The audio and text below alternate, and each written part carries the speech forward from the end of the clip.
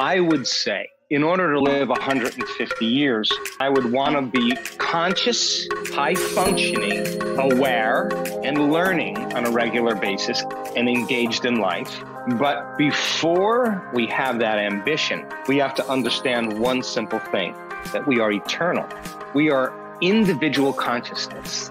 If we accept that we're eternal, then lifestyle, the way we live our life, the behaviors and the choices that we make really have a direct correlation with our gene expression. Geneticists have isolated the longevity gene. I mean, there's genes that extend life, and we just have to learn how to select and instruct them. Here's my thought, and this is how I play it personally. I love my body. I take great care of it. My number one thing is to love it at night before I go to sleep.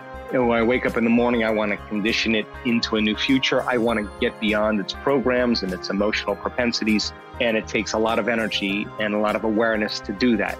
Then if I'm successful at creating more physical balance, and then all the things that we do to chemically keep it in balance by nurturing it and taking care of it and giving it the right substances so that it has a better chance, then keeping it in more emotional balance has always been the challenge for human beings. That's the work here.